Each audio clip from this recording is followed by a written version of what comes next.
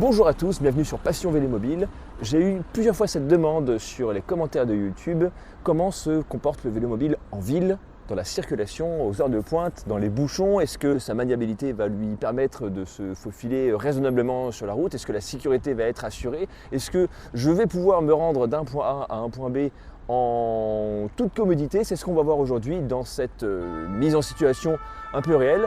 Là, je me trouve dans la ville de Niort. On est dans une ville où les gens viennent travailler, donc c'est 60 000 habitants, mais c'est plutôt 100 000 travailleurs en journée.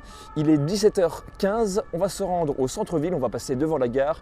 Là, je vois que ça commence à bouchonner et on va faire ça ensemble. C'est parti. Sympa la caméra ici, hein. J'espère que vous allez pouvoir profiter autant que possible de la situation. La ville, c'est typiquement pas l'endroit où on se projette en vélomobile parce qu'on est bas, on se dit que ça va pas rouler très bien. Et pourtant, moi j'en ai fait un paquet en ville. J'ai passé des heures dans les bouchons. Est-ce que j'oublie quelque chose? L'éclairage principal, tac, il est allumé dessus. Et bien écoutez, c'est parti. Alors dans cette vidéo, on va beaucoup parler de sécurité. Quand on est en vélomobile, il faut savoir que la plupart des gens qui nous entourent ne savent pas ce qu'on est. Ils pensent qu'on n'a rien à faire sur la route et donc il faut partir du principe que les gens ne nous comprennent pas. Il faut respecter cette situation, cette ignorance. Et là, regardez, on va commencer par s'insérer. Il y a une voiture qui me laisse passer. Là, je vais me rendre. Je vais passer par l'intérieur.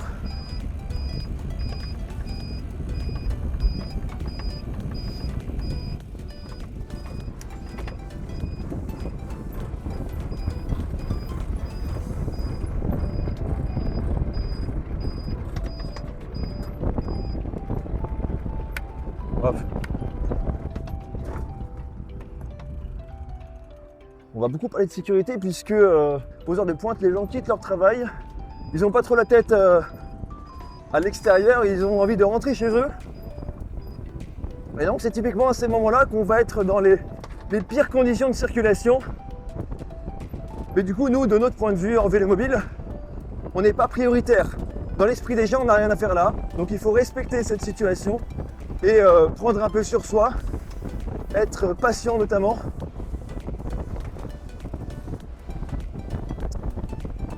Et c'est ce qui permet de vivre le mieux possible et surtout de montrer une bonne image sur la route. C'est important que les gens ne nous perçoivent pas trop mal. Donc là je précise, on est dans une zone un peu une zone commerciale, donc ça roule assez bien. Là je vais rejoindre le centre-ville, on est à 2 km à vol d'oiseau.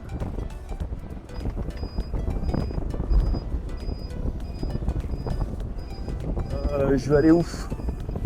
Ouais, je vais là.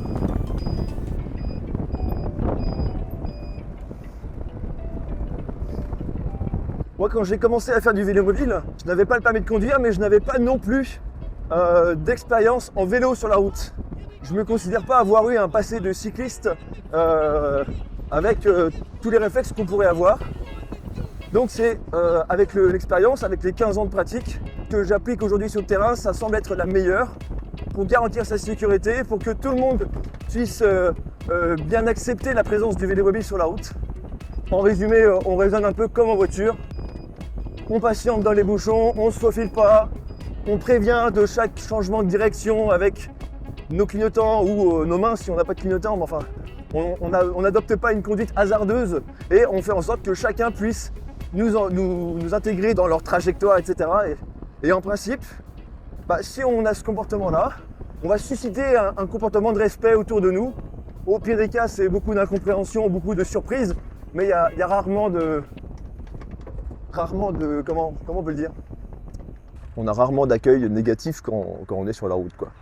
Donc là, on est dans un premier semblant de bouchon. Vous pourrez constater que je me décale toujours un petit peu sur la gauche de façon à être visible dans le rétroviseur de gauche du conducteur qui est devant. Puisque le rétroviseur central peut être caché par la hauteur du coffre. Là en plus c'est un SUV qui est devant, donc il y a peu de chances qu'il me voie. Si je me colle à lui, c'est pas bon. Donc on garde nos distances.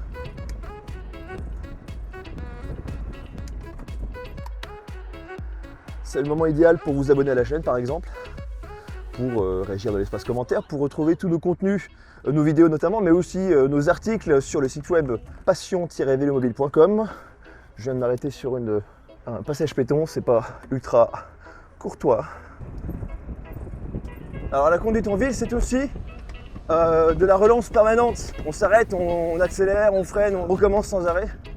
Donc physiquement, moi j'apprécie un petit peu parce que c'est du fractionné, c'est des moments où on va pouvoir pousser, mais ça dure jamais très longtemps.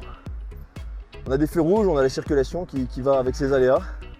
Donc ça fait travailler le cardio, mais disons ce qu'il faut garder en tête, c'est que autant que possible, ne pas ralentir la circulation, parce que même si on a un gabarit qui est relativement faible, on va moins avoir tendance à se faufiler, à se décaler sur le côté. Les voitures vont moins prendre le réflexe de nous dépasser aussi.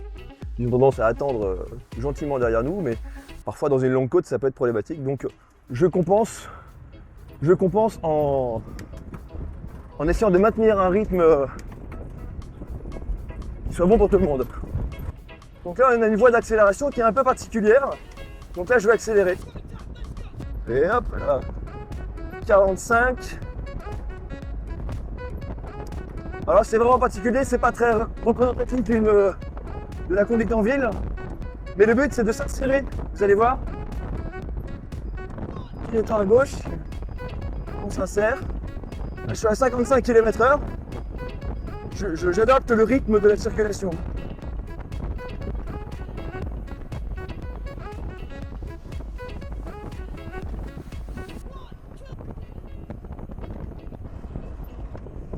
Ah mais je n'ai pas précisé, pour faire cette vidéo, j'ai choisi de prendre un WOW, qui est un vélomobile que je considère très polyvalent. Il est confortable pour faire la grande distance et aussi relativement maniable. Donc aujourd'hui j'ai décidé de prendre celui-ci, mais j'aurais pu prendre un autre modèle. La principale nuance qu'on va trouver, ce sera sur le rayon de braquage. Le WOW a un rayon de braquage qui est un peu plus court que ses équivalents Bulk, Tuna, Alpha 7, Alpha 9 et j'en passe. Là à droite il y a une bande cyclable, mais moi j'en ferai rien. Parce que si on y va, c'est la porte ouverte pour se mettre dans des situations à risque. Là je dérange personne en restant sur la voie principale.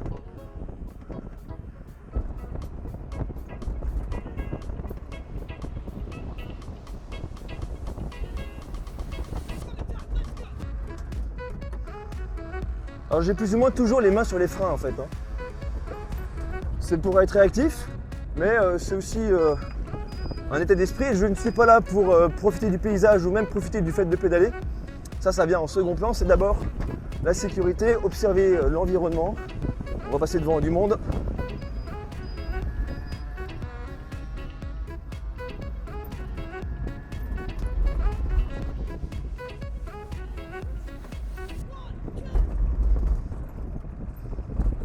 J'ai pas eu droit à une ola.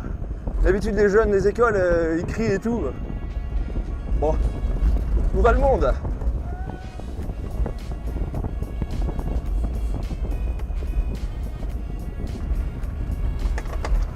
Wow. Et je continue dans mon introduction. Ce modèle c'est un WOW Sport, donc il n'est pas assisté, il n'a pas de suspension arrière. C'est la version la plus sportive de la gamme, ou disons configurée pour être dans cette catégorie sportive, vraiment.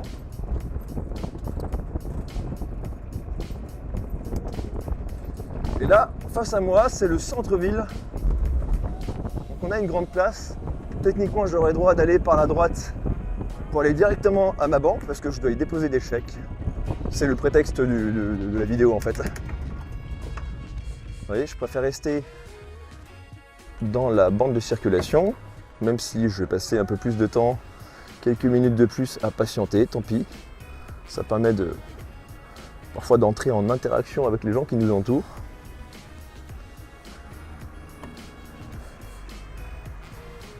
Ah mais j'ai à manger moi. Ah, une voiture qui recule sur ma gauche. Ça peut être un piège, donc il faut être vigilant. Klaxon fonctionnel sur le vélomobile. Parce que si on ne l'a pas, des fois, eh ben ça tape.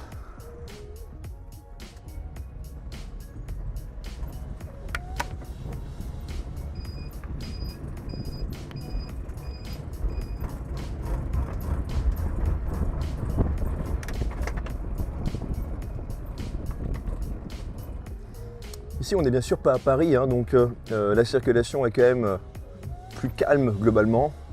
Il n'y a généralement qu'une seule voie dans un sens et on n'est quand même pas trop concerné par des problèmes de... par des grandes vitesses de circulation. Tout est plus ou moins à l'arrêt, vous voyez là je roule au pas quasiment. Et dans les plus grandes villes ou les plus fortes circulations, il faut pouvoir identifier quels sont les principaux itinéraires à éviter pour une question de confort, une question de sécurité. Et puis en principe, moyennant une petite adaptation de cette manière, on peut profiter raisonnablement du vélo mobile en ville. Et ce qui se passe souvent, c'est qu'on nous laisse la priorité alors qu'on n'a pas forcément la priorité. Je vais garder les yeux. Il ne fait pas si lumineux que ça finalement aujourd'hui. Donc là je suis dans l'arrière droite de la voiture, vous voyez, je fais en sorte de ne pas me trouver complètement caché dans son angle mort.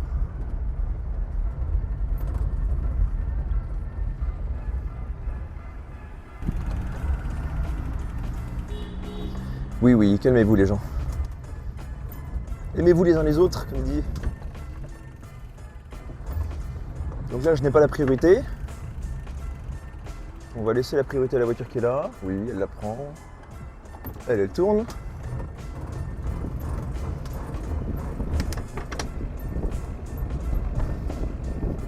Donc là, j'ai pas le droit d'aller à droite, sauf pour les vélos. Donc on va en profiter. Alors ça, c'est typiquement une situation où les gens ne vont pas comprendre. Déjà qu'ils ont du mal à nous... Ils ont du mal à nous considérer comme un vélo, ils savent pas ce qu'on est. Donc si en plus on prend une zone qui est réservée que pour les vélos, ça peut amener à des confusions. Ah ouais, là il y a du chantier ici, je connais pas. Il y a des pavés, attention ça va être bruyant. Ah oui.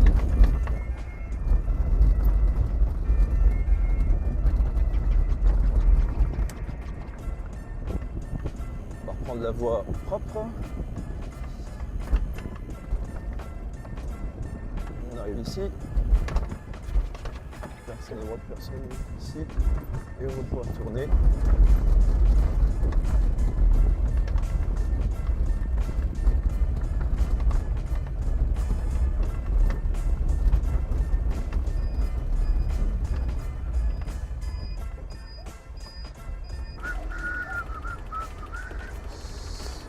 Voilà.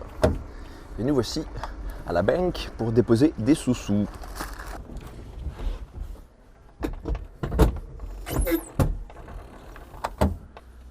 Tac, tac.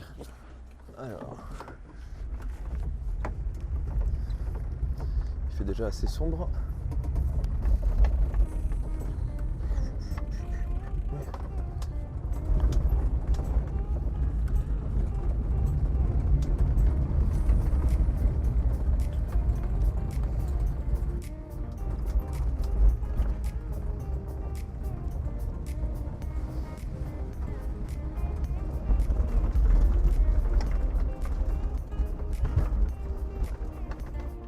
Là, ça va reculer là.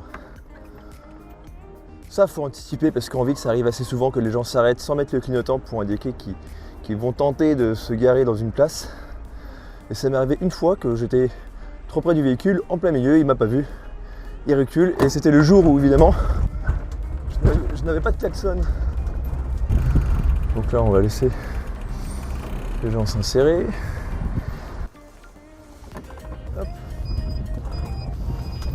Là, il m'a même gentiment fait un appel de phare pour me dire de m'avancer.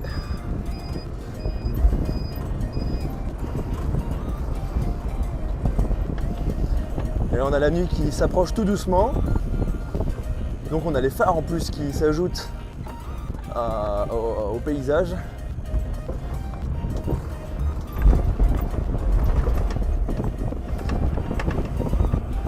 Donc là, la voie se rétrécit, on fait gaffe. Il peut y avoir des gens qui traversent, des vélos qui font demi-tour.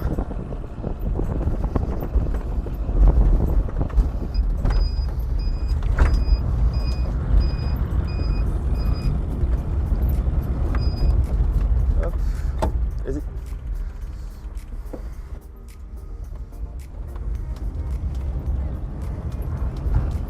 Ah ouais, ils ont fait des travaux sur cette gare.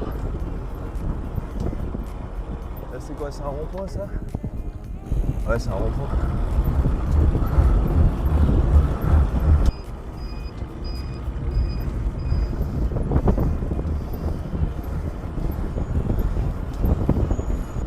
Alors l'odeur de la ville, elle est pas folle, hein.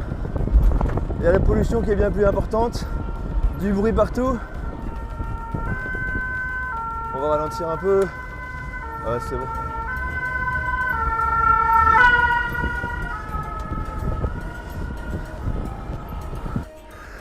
J'aime bien aller entre chaque feu rouge, il y a 100 mètres. J'aime bien taper des sprints. Le problème, c'est que j'ai encore 40 km à faire pour rentrer chez moi. Ce serait dommage de se cramer. Moi, ça m'amuse un petit peu quand même parce que on est joueur. On est déjà prêt à partir. Bon rapport. 1, 2, 3. Hop là. Voilà.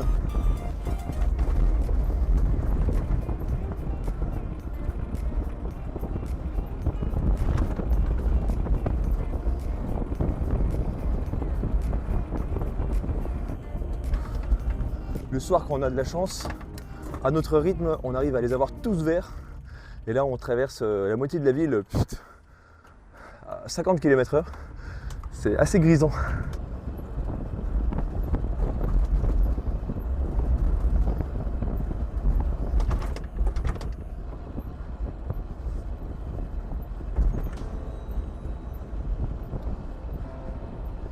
Bon, globalement, il ne faut pas avoir un moment d'inattention dans tous les cas de figure. On est proche de tous les véhicules, ils peuvent faire un mouvement, une trajectoire qui ne matche pas. Donc je ne veux pas dire que c'est un plaisir de rouler en ville, mais quand il s'agit d'un trajet utilitaire, ça ne pose aucun souci. On n'a pas eu les bouchons que j'espérais, parce qu'il faut admettre que la ville a fait quelques efforts pour améliorer la circulation aux heures de pointe. Et j'ai une côte qui arrive en face, alors je me retiens un petit peu maintenant pour ensuite mieux accélérer et garder le rythme dans la côte. Encore une fois, j'ai pas trop envie de ralentir la circulation. Allez, c'est parti!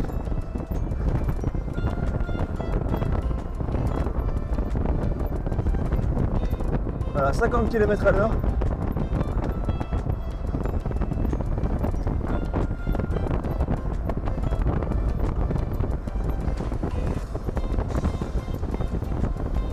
Ça permet d'avoir un peu d'élan. Vous voyez là, j'avale toute la côte. Je suis encore à 40 km/h. Ça ralentit tout doucement, hein, mais voilà. Là, j'arrive quasiment au sommet à 20 km/h. Ce n'est pas hyper rapide, mais au moins je me suis pas époumoné. Alors, là ça tourne.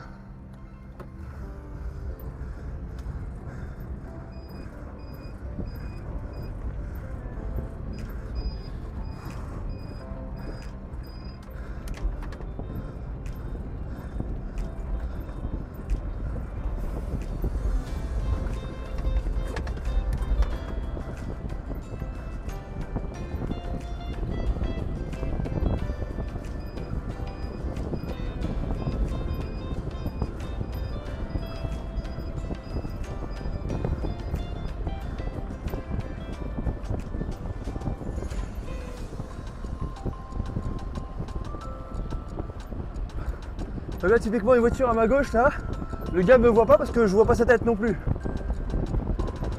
L'action est suivie encore là. Là, je roule pas trop fort, mais si je reste trop longtemps à sa hauteur, ça peut être risqué. C'est pour ça qu'il faut essayer d'écourter ces moments de danger évident.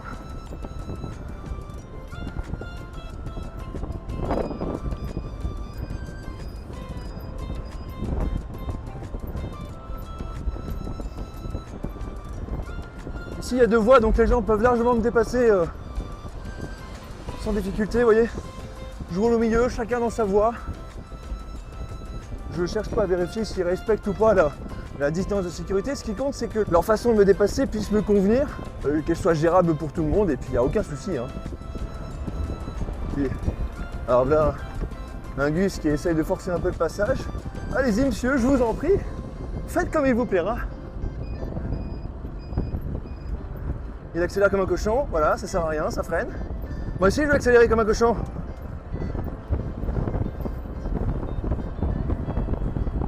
Donc ça y est, on vient de quitter la ville. Nous voici sur une 3 voies. Et là on va pouvoir monter en régime tranquillement.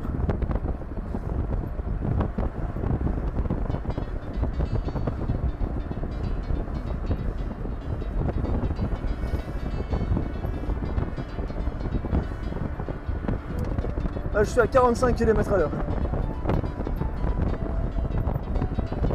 Techniquement, moi, je vois pas trop de différence de difficulté puisque les problèmes changent que l'on soit en campagne ou en ville. En campagne, le danger arrive principalement de derrière. Donc on doit être constamment à l'affût dans ses rétroviseurs.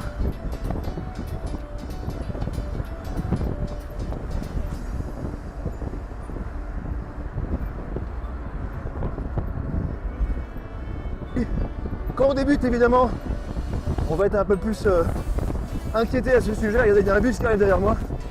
Lui, il m'a vu depuis longtemps. Hein. Regardez comment il va me dépasser. Il déboîte bien.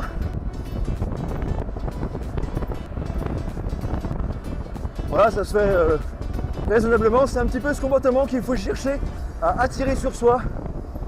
C'est pas de rouler avec un état d'esprit de victime sur la route. On est chacun tous à sa place. On doit cohabiter avec respect mutuel et puis si vous croisez un abruti, eh bien faites-lui un grand sourire. Là je suis toujours à 48 km/h. Ça commence à grimper là maintenant.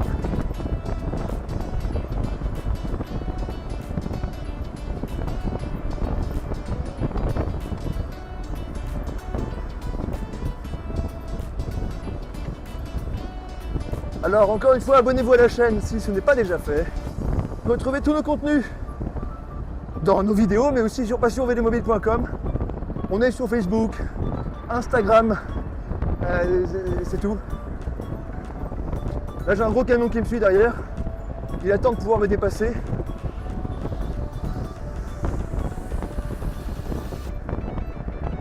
Ça c'est pas dangereux, c'est risqué. Donc moi je l'observe, lui m'observe aussi.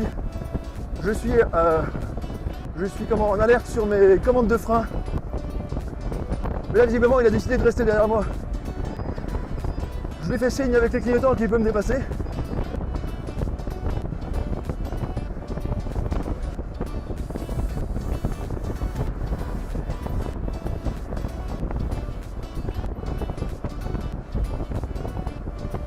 Depuis tout à l'heure, là, je maintiens 42 km/h.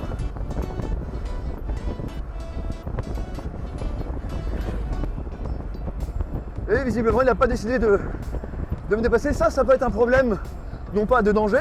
Ah, ça y est.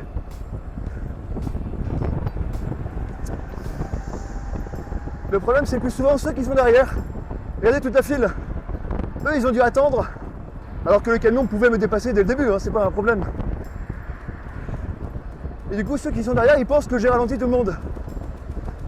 Ah, alors c'est pas complètement vrai. Le souci qu'on a, c'est que les gens sont trop curieux. Ils restent à notre hauteur, ils veulent nous prendre en vidéo.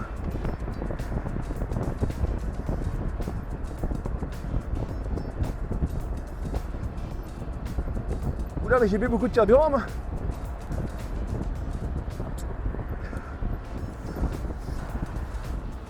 Cette vidéo était un plaisir. J'ai l'honneur de vous retrouver pour un prochain sujet. Je ne sais pas encore lequel ce sera, certainement la présentation d'un nouveau modèle. En attendant, je vous dis à très bientôt pour une prochaine vidéo sur Passion Vélo Mobile.